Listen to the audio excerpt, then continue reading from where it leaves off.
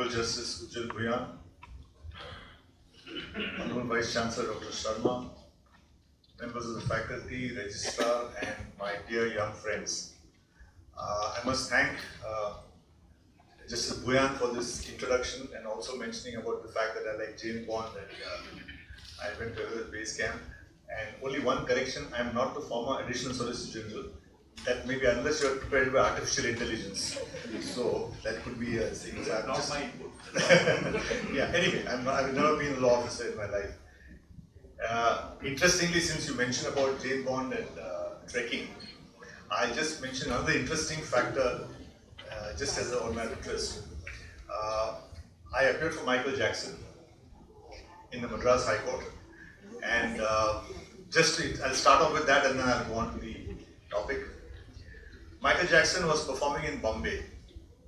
All of you must have heard the director Mani Ratnam, must have heard of the Tamil who acted in Bombay and so on. Mani Ratnam's brother, Venkatraman, had once engaged Michael Jackson to perform in India. But Michael Jackson got into some controversy. He was shown holding a baby across the balcony in Bangkok or Thailand, and there was a huge international uproar and all the concerts were cancelled. Fast forward 2 years, Viscraft, which is an entertainment company, was having his concert in Bandra Kurla complex in Bombay. And Mani Ratnam's brother filed a suit for injunction, saying that in the earlier concert I lost so much of money, so till my money is thing, the concert should not go on. He should be asked to deposit so many crores before that concert goes on. And I was briefed to appear for Michael Jackson. I still got his Wakalatnama signed by Michael Jackson. I will trace it and keep it. And very interestingly, the question was whether an injunction could be given. He said, I lost so many crores. And we ultimately, by the grace of God, we succeeded. The matter went on till 5:40 in the evening for Justice Lakshmanan at that time, and then he dismissed the injunction application. And we relied on a judgment of Justice Chagla of 1953 Bombay, who said that unless damages have been ascertained by a court, there can be no injunction on expected damages or speculated damages. So on that ground, we succeeded and the concert went on. But my wife has never forgiven me for the last, and she won't forgive me as long as they're alive. I was getting 2 passes, VIP passes to attend Michael Jackson's concert. I never followed Michael Jackson. I just heard my son would talk of his famous song and Moonwalk and other things and so on. So I said, I'm not interested. Then the concert went on, so I told my wife I had got a passes, but what's the point in going to Bombay? And I don't understand. She said, you said no to Michael Jackson? And till today she says that you're the most workaholic person, I will never forgive you for that. So, so I bear that cross for the rest of my life. And she wanted to attend the concert naturally. So this is the additional, just grace of God that I could appear for Michael Jackson on that. And incidentally, I've got the agreement which is there. His equipment comes in one jumbo jet. There are almost 110 tons of equipment, music, this, that, and so on. And one interesting clause I'll tell you in the agreement. He says that the tariff, the rates for his concert should not be less than that other lady, not Lady Gaga, who was the other person, famous singer. Madonna. I think this word more than me. So this is the interesting part of one. It's a unique, not many people will get a chance to appear for Michael Jackson. So it happened, and of all the places in the Madras High Court at that time. Now come back to the topic. I was at Aurangabad to deliver a lecture on at the National Law School there, and my topic was the forgotten struggles to save the Constitution in February. And that time Justice Bhuyan also had come for the lecture with Justice Oak, and he said that you must come one day to National Law School, Guwahati, and give a lecture, and I promised I will do that. I had also one reason, because I was always fascinated by the Brahmaputra river, and I read so much about it, and that it's a mighty river and how it flows and so on and so forth. So I finally fixed 15th of December, and I don't know, some divine intervention. There was a matter yesterday on GST before the Guwahati High Court, And the lawyer called me and said, "Sir, Matt is coming on 14th, will you appear virtually?" I said, "No, I'm coming for a lecture on 15th, I'll appear physically also." So everything tied together, and now it's a privilege to speak to all the young students. Now, when speaking on this topic, I discussed with Justice Bhuyan, and I said that no point giving you a lecture on a particular legal topic. That would be boring anyway. Your lecturers are going to teach you law. I said that we can learn lessons from this fascinating legal journey of Palkhiwala. And I just give a brief background. What I propose to do is I propose to tell you part of his early life, which is an inspiration for all of us. And it shows that there is a Palkhiwala in each of us. The spark has to be lit, and you have to relentlessly pursue the goal. Secondly, I will just deal with two of his cases because lack of time. One is the bank nationalization case and the Privy Purses case. Because Keshav Bharati, because all of you have heard so much about basic structure Keshav Bharati, most of us know about it. I may just, if time permits, give a small introduction, anecdote. Now, when Mr. Palkhiwala died, as a student, I attended all his lectures. I used to go for all the meetings of the Forum of Free Enterprise, and he was always a role model for me. I wanted to be a tax lawyer, and that was the real inspiration. When I wrote my exercise book, I went and showed him the book, and I asked him to write a foreword, but he said he was held up. He said he'll write a small blurb on it, but he couldn't write a foreword. In the Madras High Court, he had come to the Income Tax Tribunal for a very important case on investment allowance, and I remember going there at 9:30, catching a place and hearing his arguments. Coincidentally, when the matter came to the High Court, I was engaged and I was supposed to brief Mr. Palkhiwala and go to brief him. Unfortunately, J.R.D. Tata passed away and Palkhiwala had gone to Paris for the funeral, so he could not come. Then I did the case in the High Court and then finally Supreme Court. So I had few interactions with him, but I could never really assist him because of circumstances. 2002 December, Mr. Palkhiwala passed away. In 2003, the Palkhiwala Memorial Trust of Bombay, where Mr. Sorabji was the trustee, they said that they will have two books on Palkhiwala. One was his life, which was written by Mr. Murgaonkar, the eminent journalist, and Mr. Sorabji was asked to prepare a book on his important cases. I had come to Delhi for science to keep coming off and on at that time. And Mr. Sorabji met me and said, "Arvind, why don't you be the co-author of this book?" And finally, after almost 7 years, this book was published. Unfortunately, Mr. Sorabji fell ill in between, so I had the task of completing most of the book. But in the course of writing of this book, I interviewed, luckily when he passed away, most of his contemporaries were alive. Justice Y.V. Chandrachud was there, Justice Bhagwati was there, D.M. Popat was there, all people who worked with him were there. And I got an inside information or inside peek at what makes a great man tick. What makes one person reach stratospheric levels of success. In the course of the interview, Fali Nariman told me that many people are batsmen, are of the Hobbs class. Hobbs was a great batsman. He said, but there is only one Bradman or two Bradmen. So what fascinated me, what makes a person go from Hobbs to Bradman? What are the things? And I interviewed a number of people. And this person's life was particularly fascinating because he was not the son of a lawyer. His father, I don't know if you know, father ran a laundry in Tardeo in Bombay. So they were not poor, but they were certainly not rich. As Justice Bhuyan said, he has a stammer. I don't know how many, 30, 40 meetings with his brother Bairam. And Bairam told me that his brother could not speak. And he would purposely put almonds in his mouth and talk and kept on training himself.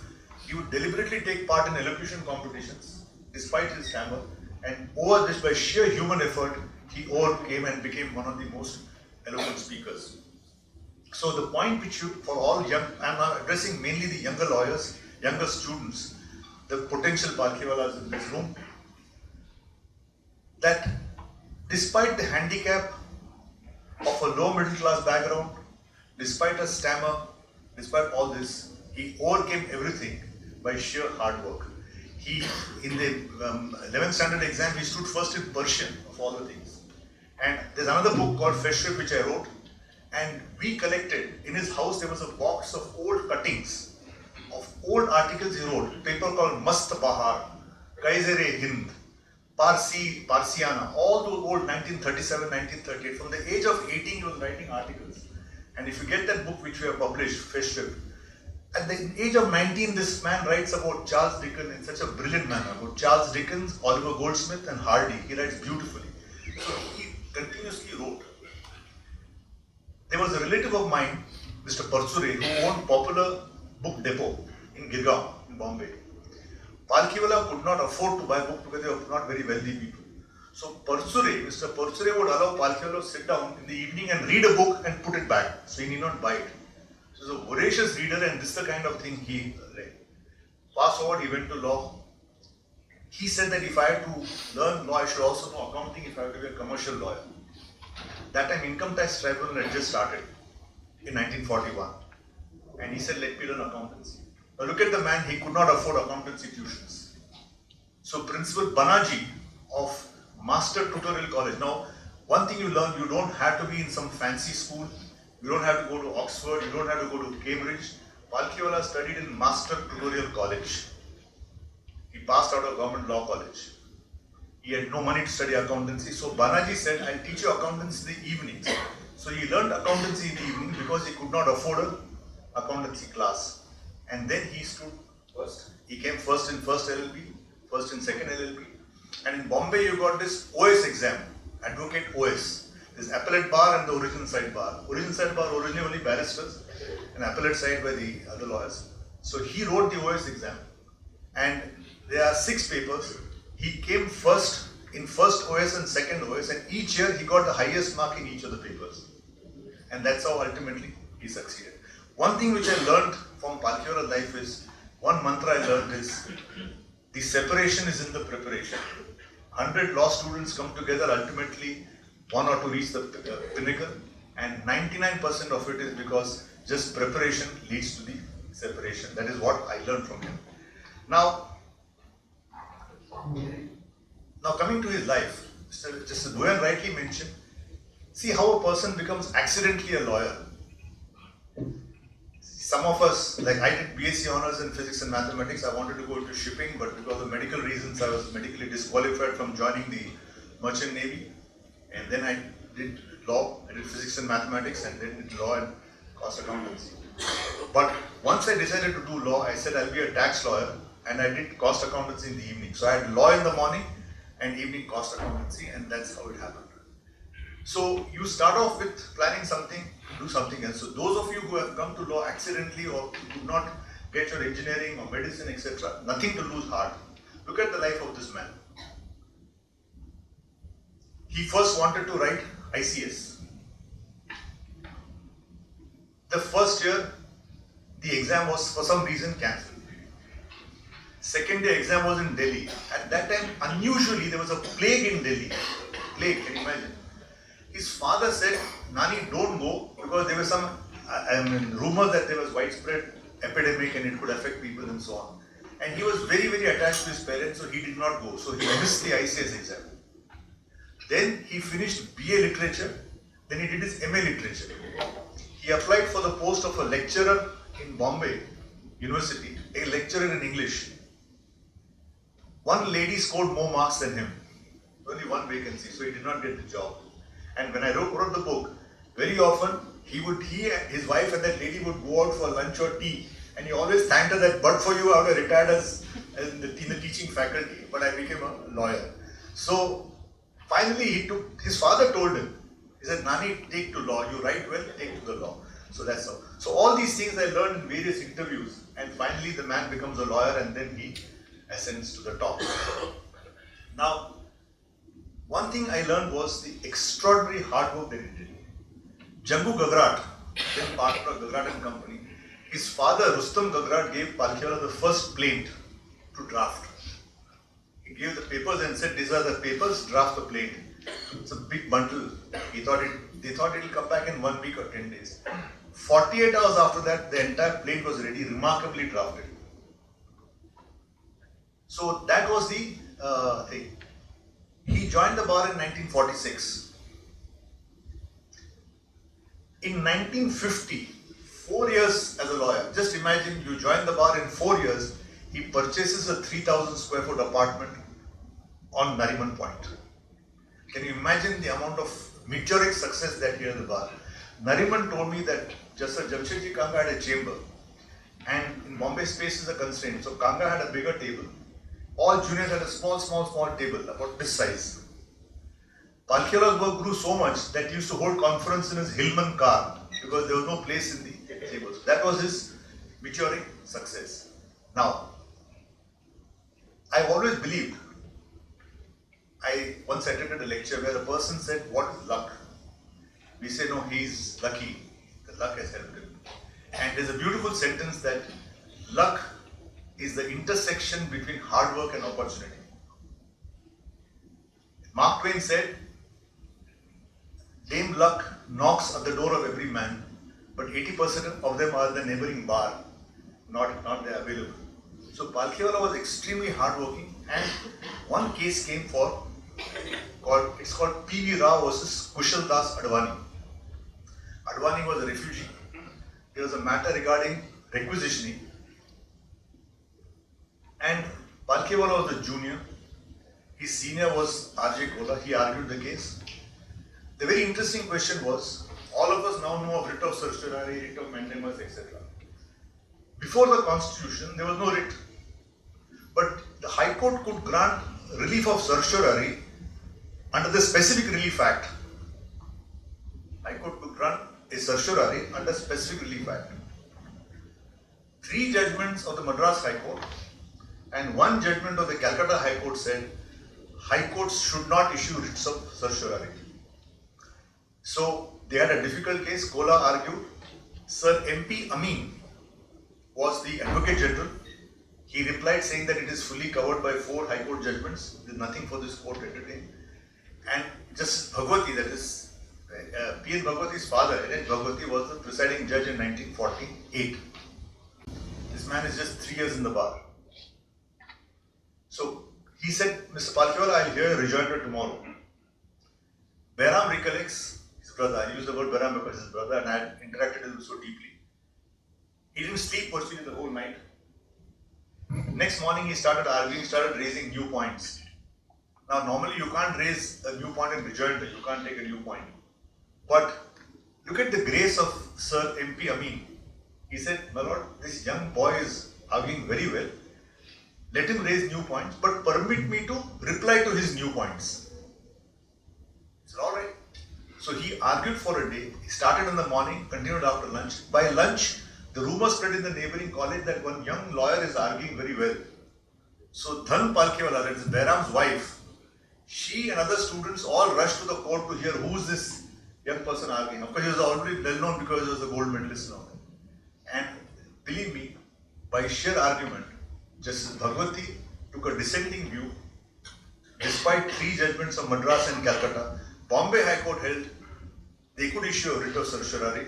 It went before Chagla bench. They affirmed that view. So he took this case according to Fali Nariman, turned his fortune completely. As a young lawyer, if you could distinguish 4 major High Court judgments and get a writ of certiorari, it was a spectacular achievement.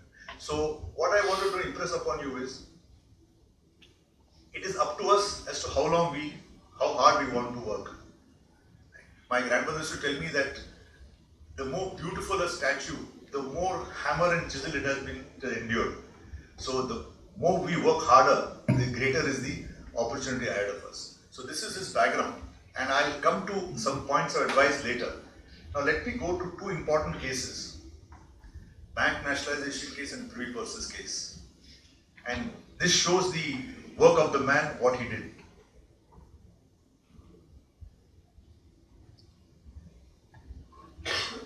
Bank, July 19th was a Saturday, 1969.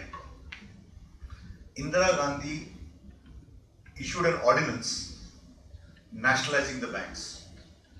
Nobody had a clue because Parliament was going to assemble on Monday.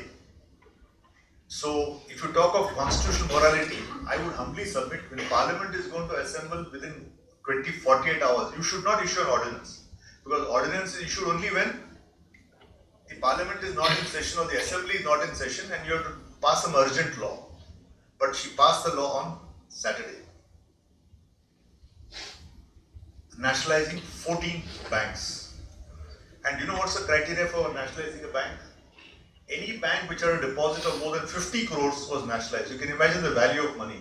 Today 50 crores is, apartments are sold for 50 crores. But that time, the top 14 banks had deposits of 50 crore and above, that's all. So these banks were nationalized. R.C. Cooper, Rustam Cooper, was a shareholder of Central Bank, Bank of India and Bank of Baroda. All were limited companies. 19th is a Saturday, it comes on the radio that it has been nationalized. Palkhiwala flies to Delhi.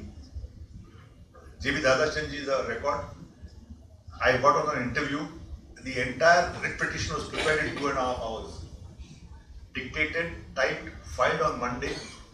Interim order on Tuesday saying that the chairman of bank will not be removed, but the nationalization will go on. And then the bank nationalized case is heard. Now, this was heard by 11 judges. And what I want to impress upon you is the 3 important points raised by this case, which are important for your understanding. I'm just going to deal with 2-3 legal points and then come to the next. And I'll tell you in the end, actually Palkhiwala lost on every count except on compensation. Because highly criticizes bank nationalization, all these judges are capitalists, they are pro-capital, anti-labor. Nambudiri Path wrote a stinking article about the judiciary saying that they are anti-progress, anti-socialist and so on. Now, in bank nationalization, the 3 legal principles, I'll tell you first and I'll say how on most points he lost. In bank nationalization case, the important point which students and all of us should note is that it was a complete radical shift from A.K. Gopalan. I don't know how many of you have completed constitutional law. If you read A.K. Gopalan, and incidentally A.K. Gopalan is AR 1950 Supreme Court page 27. I would request Justice Bhuyan to help me because A.K. Gopalan's writ petition number 13 of 1950. I am trying for the last 10 years to find out what is writ petition number 1 to writ petition number 12 in the Supreme Court. So that's one thing I'm just searching for. But anyway, this is the 13th writ petition. And another man became meteorically famous was Mr. K.K. Venugopal's father, M.K. Nambiar. He argued, he was practicing in the Madras High Court. Now, I'll slightly digress, I'll tell you how luck and hard work, that thing I gave you. M.K. Nambiar was a public prosecutor in Udupi. They shifted to Madras. He was practicing in Madras as a civil lawyer and so on. But he was a strong student of constitutional law. Now, you must have heard that separation of powers, India doesn't have strict separation of powers, right? All of us studied that. M.K. Nambiar has written an article in 1947 to MLJ. Massachusetts is one of the few states which has got strict separation of powers. Now just imagine a man coming from Udupi, sitting in the Madras High Court library. He studies US Constitution and finds out which constitution has strict separation of powers, writes articles on that. So number of articles have been written by M.K. Nambiar in those days. A.K. Gopalan comes, they brief M.K. Nambiar. Overnight, he becomes the most sought after constitutional lawyer. So again, like Palkhiwala and Nambiar, they had fully worked hard, they have prepared, an opportunity came. The intersection of hard work and opportunity is luck. And M.K. Nambiar never looked back. From 1950 right up to Golaknath, he was the lead counsel in almost all the important constitutional cases. So come back to this. In A.K. Gopalan, the Supreme Court held that each article is separate. Suppose, for example, under Article 31, they can acquire your property. If the acquisition law is okay, then you can't plead Article 14. Suppose, say in Assam, you acquire 6 plots in one area, but don't acquire 4 plots for political reasons. Under the A.K. Gopalan doctrine, if 6 plots have been acquired validly, you can't plead inequality because 14 is separate, 31 is separate, 19 is separate, 21 is separate. So each is in a separate silo. In bank nationalization, please read the judgment of J.C. Shah. See, you're all listening here, but I want you to go back and read these judgments, not just attend it. Unless you read, you will not know the way the arguments have developed. Palkhiwala argued that Article 31 is right to property, 19(1)(f) is right to property. Both, you have to satisfy both the requirements, and he said that all the articles must be read together. The fundamental rights are a body of articles which are interconnected. And that was the argument by Justice Fazal Ali. If you also get a chance, I would recommend, more than the majority judgment in A.K. Gopalan, read Fazal Ali's dissent in AR 1950 Supreme Court page 27. Brilliant dissent of Justice Fazal Ali as to how you can't take fundamental rights in isolation. The whole body is intended to protect citizens. So Palkhiwala is able to convince the Supreme Court. After 21 years, the Supreme Court held that all these fundamental rights are together, they can't be read in isolation. Second important point which will be useful in all of you is, Palkhiwala put down the object and effect test. Till then the law was, don't worry what's the effect of the law. If the object is okay, if the object is within entry so-and-so of list 1, list 2, that's the end of the matter. Court doesn't have to look into the effect. But he argued that not only the object, but the effect also has to be checked up. On compensation, the law was compensation is not justiciable. You can't discuss the validity of compensation.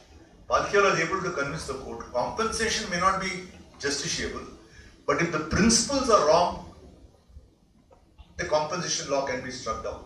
And in bank nationalization, Palkhiwala lost on the ground. He said nationalization can be done by ordinance, went against him. Nationalization was bad, it was upheld. Takeover of shareholding was upheld. The only ground on which he finally succeeded was on compensation, because the compensation was so badly flawed. You'll be shocked to note that they took over all the bank's properties. If you've got a building, I don't know how many of you are from Bombay or Madras, rent control, the property will fetch 500 rupees rent, but it will be worth 1 crore because the rent is controlled. The law said that 12 times your rent is the value of the property. So property worth 50 crores was being taken over for 80 lakhs and 1 crore, something to that effect. To add salt to the injury, this paltry amount was to be paid after 10 years. So that was how the bank nationalization was struck down. Now the next important case, which in my opinion is a blot on our constitution, on constitutional morality, is Privy Purses.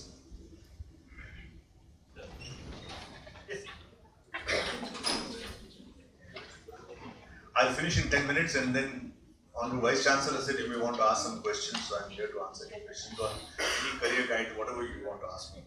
Now come to Privy Purses. Now you must have heard about constitutional morality, constitutional values, and so on. According to me, this case is an example of how immoral the entire decision was, and I'll tell you why. One book which all of you should read is Integration of States by V.P. Menon. Integration of States by V.P. Menon. When independence was on the horizon,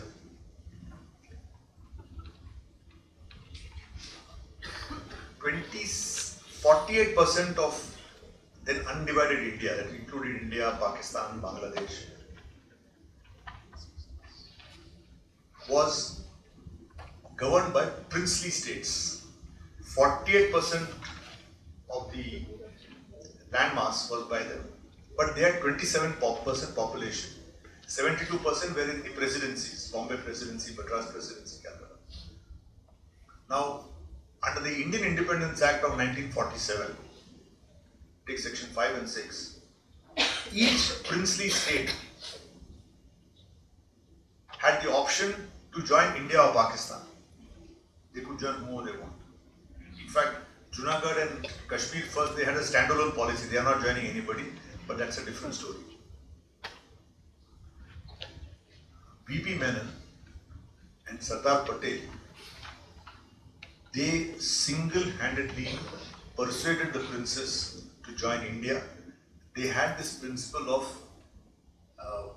they use the expression, if your areas are in Pakistan, if the princely states are in Pakistan, join the Pakistan state. If you are within the Indian plane, because they had by and large decided what is going to be India, Pakistan, by and large, you be in the Indian state. So they were able to persuade a majority of princes, princely states, to join the dominion of India. Now, why should they join? Sardar Patel and B.P. Menon, and in fact, those who are interested in noting down, apart from integration of states, there is a wonderful biography of B.P. Menon by his granddaughter Narayani Basu. Beautiful book, very touching book of B.P. Menon. He was not an ICS, and he was an Indian, so how these British used to discriminate against him, but it was only Mountbatten and Patel which made him the fulcrum of the movement. But coming back, Sardar Patel told them, we will give you a privy purse. In return for the privy purse, you surrender your state you join India. And what was the privy purse? The highest privy purse was 43 lakhs for the Nizam. Gwalior, Baroda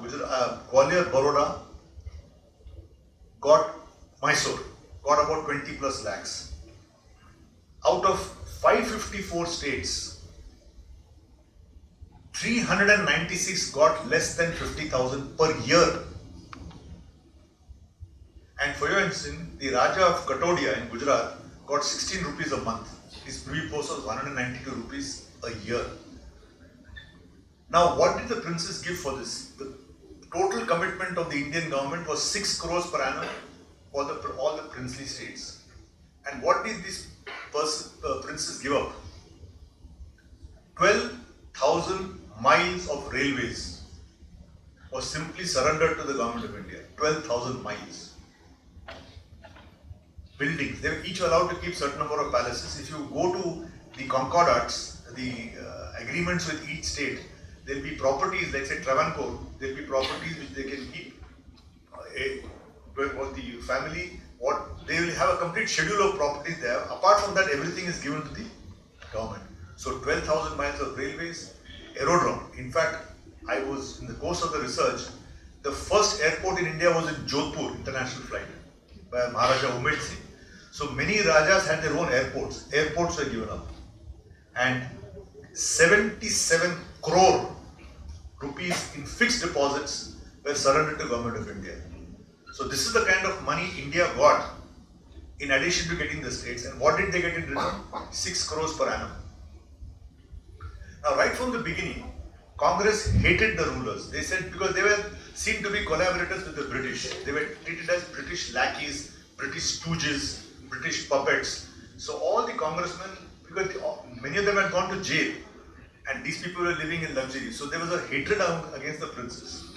But Sardar Patel gives a brilliant speech in the assembly and says, do not cavil, uses the word cavil. Do not cavil at what we are giving up. See what they have given us. And just see that if they had not collaborated with us, India would never be formed. So don't bother about this 6 crores, move on. Now, even after that, after Patel died, Nehru wrote to the princes, please give up your privy purse because it's against socialism. They didn't agree.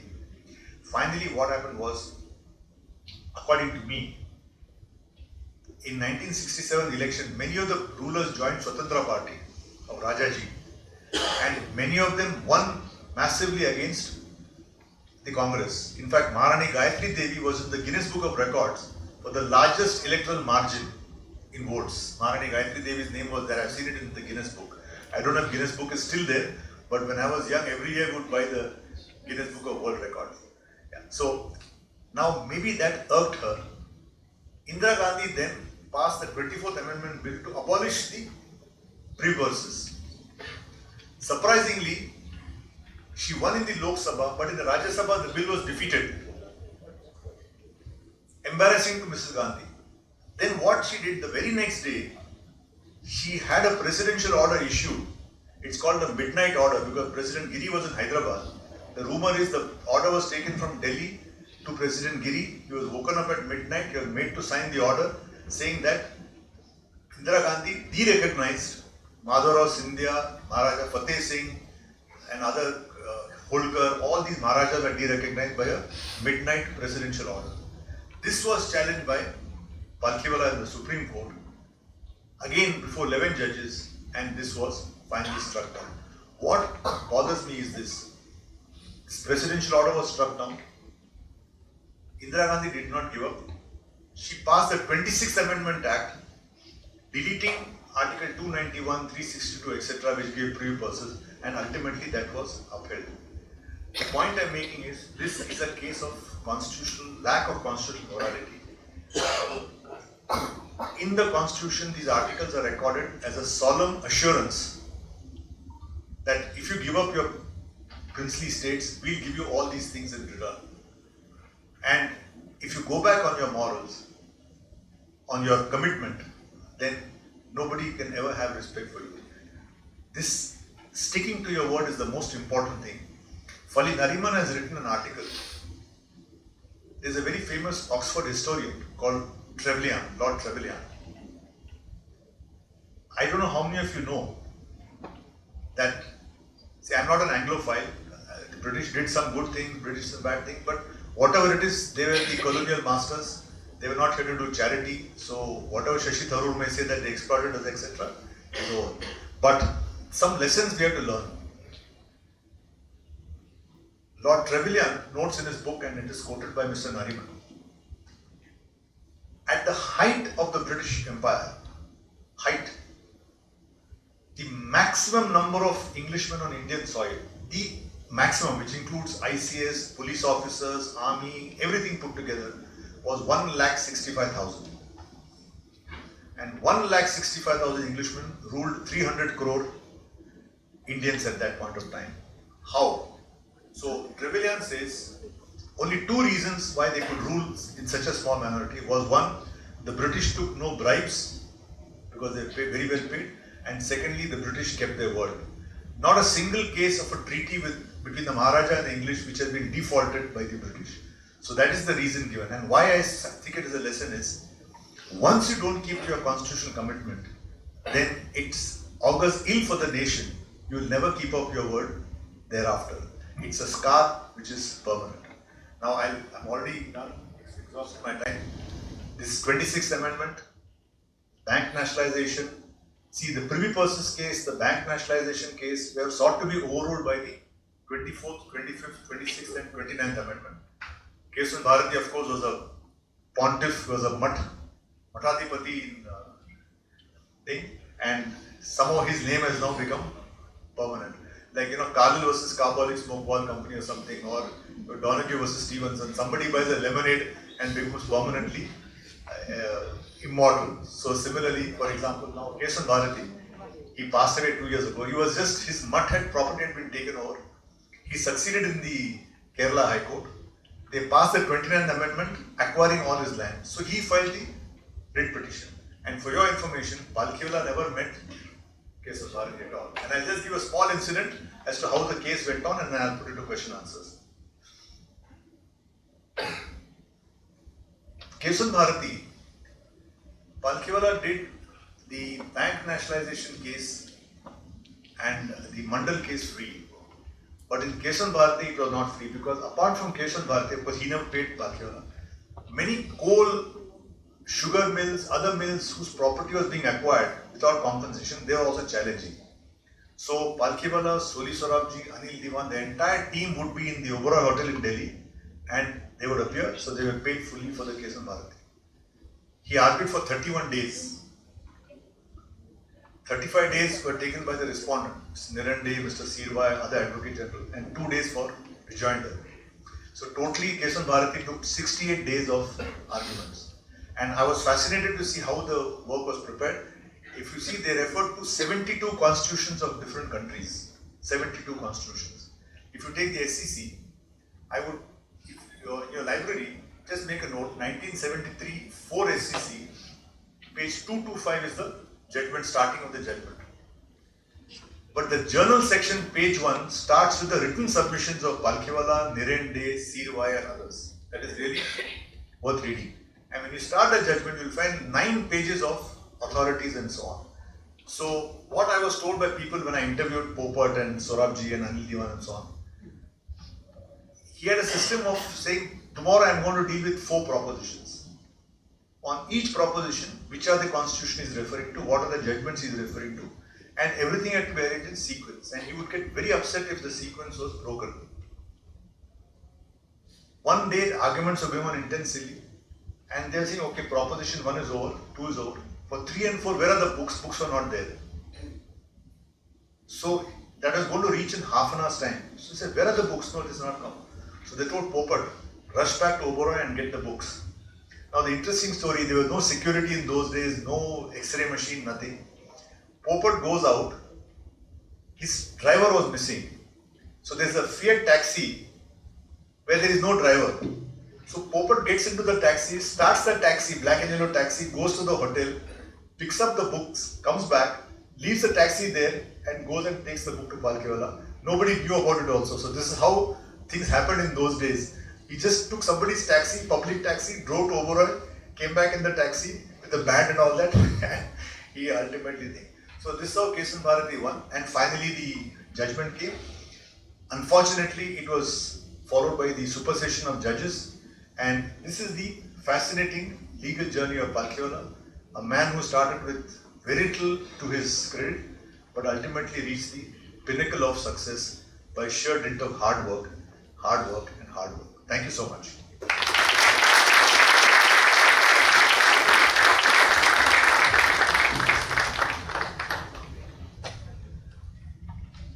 Thank you so much, sir. We can now commence the Q&A session.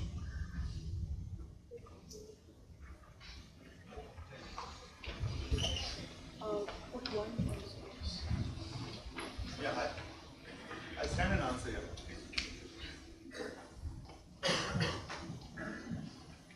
Yeah, you can ask me any question on not only this, anything about your career or whatever you want. See, one other thing I learned about Palkhiwala, which I would impress upon students, is 2 important steps to success in the legal profession are writing and teaching.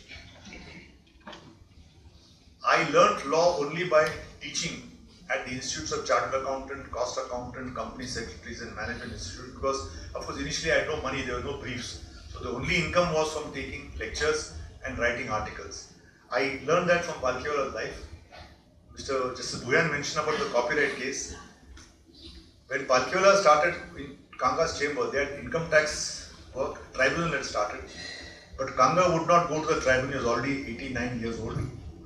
So Palkhiwala started appearing in the tribunal, and incidentally, income tax tribunal worked in the mornings only, not in the afternoon. Industrial tribunal worked only in the afternoons. So he would practice in the ITAT in the morning and the industrial tribunal in the afternoon. And his claim to success was writing and teaching.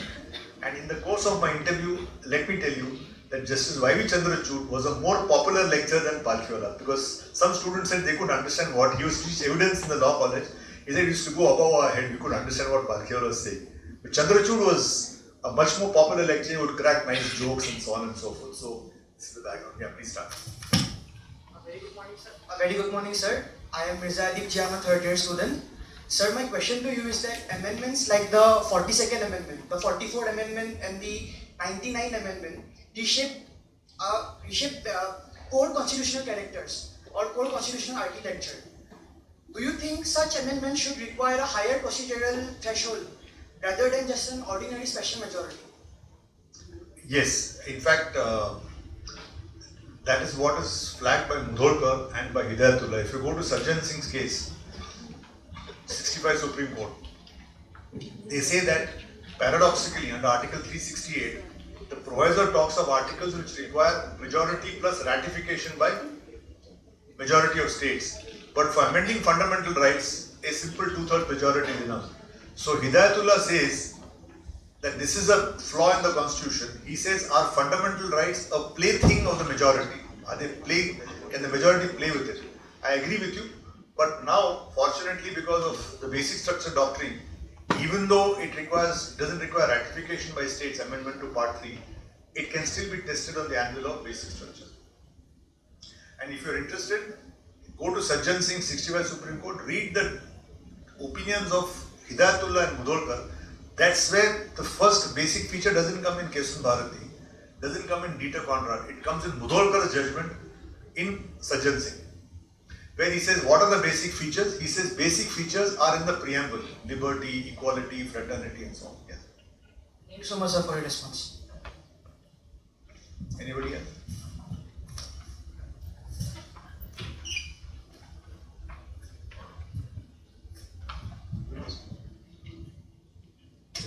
Sir.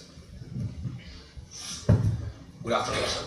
I am a former student of the same university. So I just wanted to ask one question. At your time, it was cost accounting, and when you started how to practice with cost accounting. So in today's world, what would be the ABCs and A's and C's for someone who would like to start on the taxation side?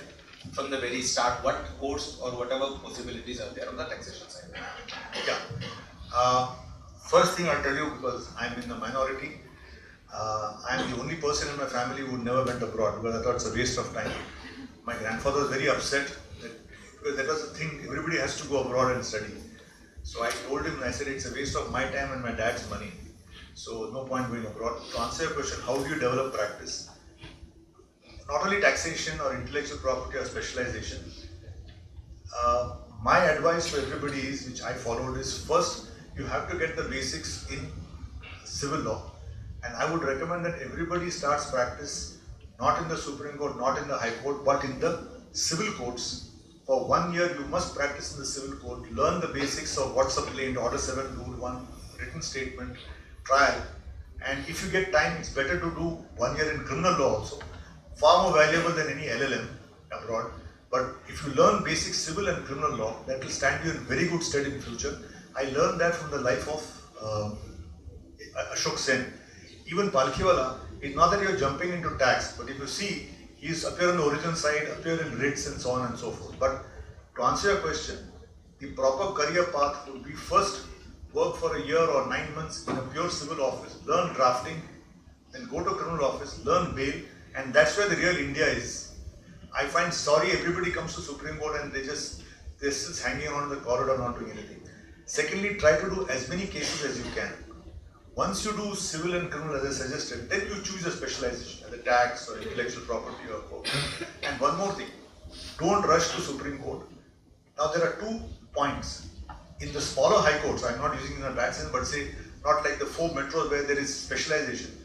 In smaller high court, there's a great advantage, you learn all branches of law.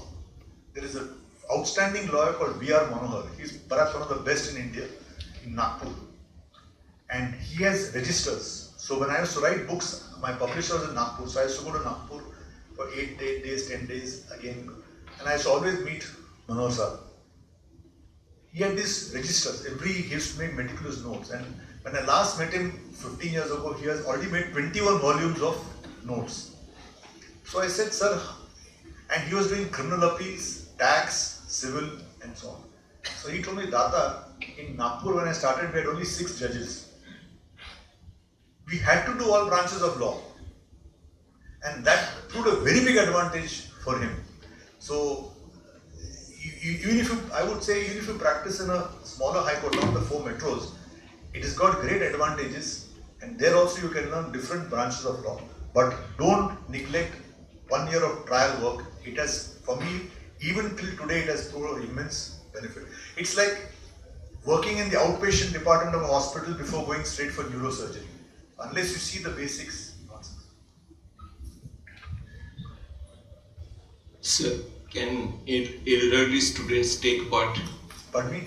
Can elderly student take part in that? Yes. All of us are students.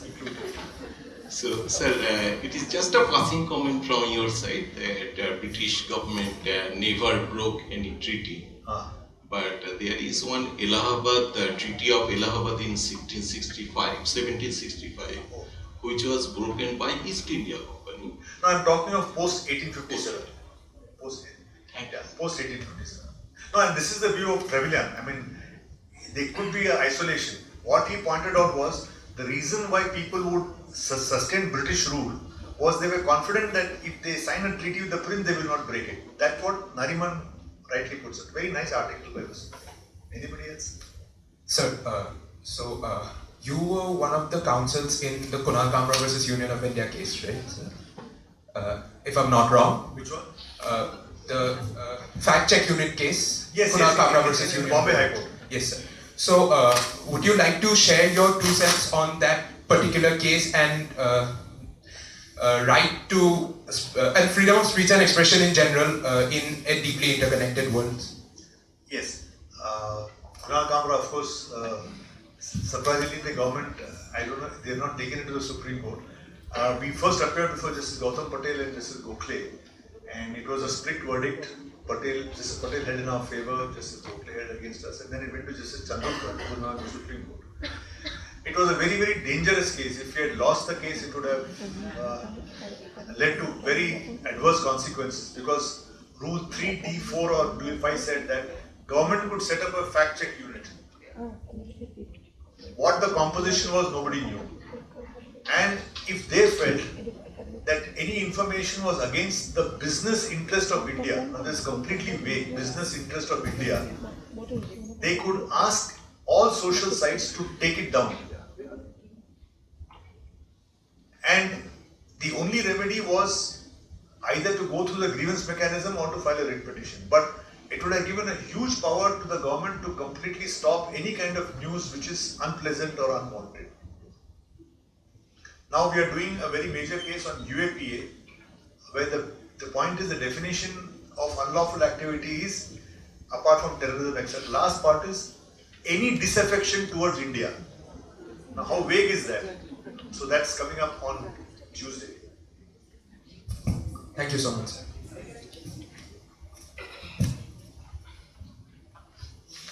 Good morning, sir. I'm Kushal Sarkar, a second year student. So my question is, in our 5 years BLLB course, the subjects like tax law and insolvency law, so these subjects are taught to us from our 3rd or 4th years. So my question is that, sir, can we study these subjects by ourselves or take internships on these subjects from the end of our 1st year or 2nd year, just to know about these things before we study them formally? No, or to have an idea? that will be putting the cart before the horse. Better to get a theoretical grounding in the subject, and then you have to see one thing. At least you people are lucky to have National Law School, their classes go on and so on and so forth. When I was in Madras Law College, first year emergency, all the classes went on time.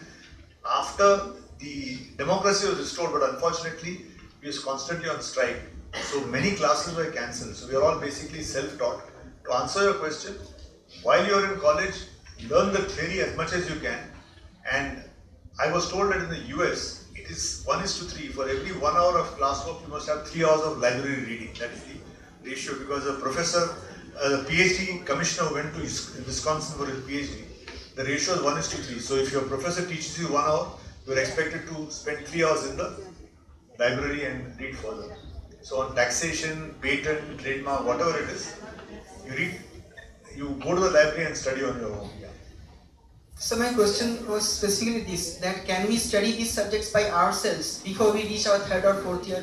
Of course you can study yourself. Of course you can study. Nothing wrong. Thank you, sir. You can study. Thank you, sir. Take a basic book on taxation. Take a basic book on intellectual property and study yourself.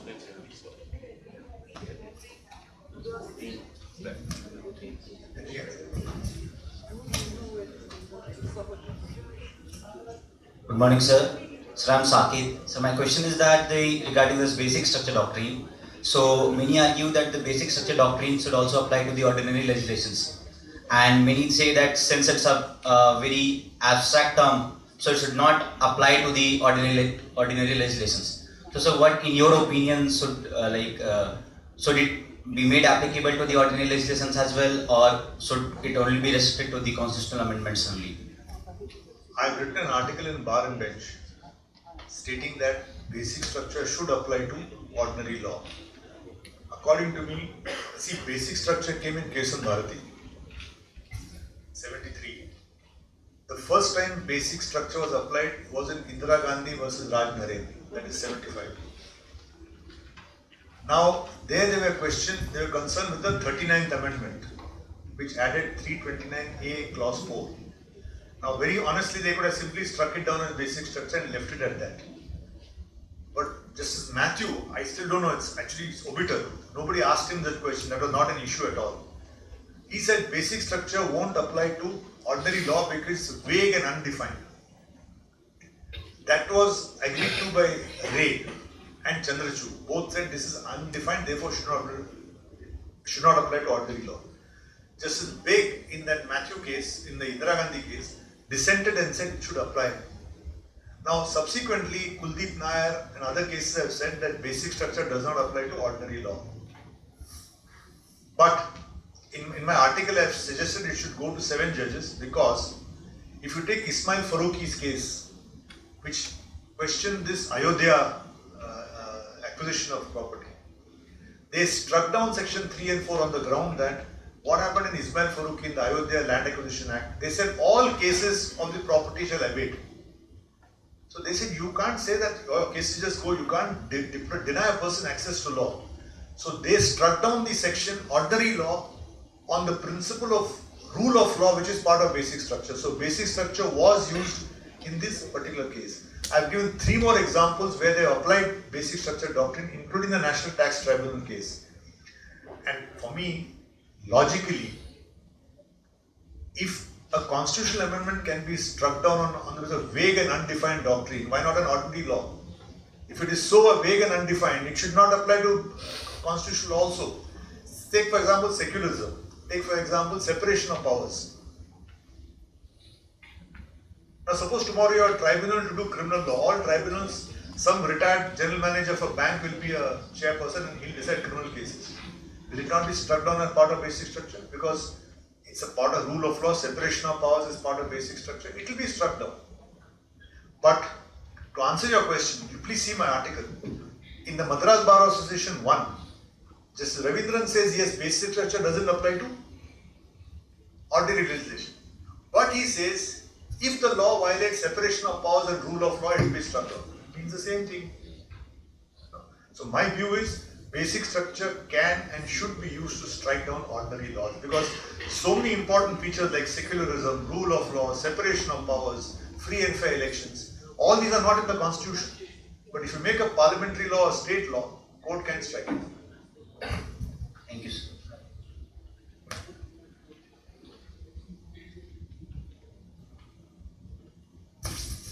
That's it. Good morning, sir. Since the question of basic structure is propped up, I just wanted to ask you if we had hypothetically distilled the basic structure doctrine to its most essential, would you say that there is one right which is totally non-derogable, cannot be amended under any circumstance? No, I don't think you can distill it to one ground because according to me, the best explanation is Mudholkar's argument. And if you read Sajjan Singh, the concurring opinion of Mudholkar, what happened in Sajjan Singh, just 2 minutes of your time. In Shankari Prasad, the first amendment was upheld saying that under Article 368, Parliament can amend any part of the Constitution. The word used by Patanjali Shastri, Chief Justice, was Parliament's power to amend the Constitution is untrammeled. That's the word he uses, untrammeled. In Sajjan Singh, by 1965, between 1951 and 1965, the Constitution was amended 17 times. So Sajjan Singh was taken up, and in fact, that's one case Palkela could not reach on time.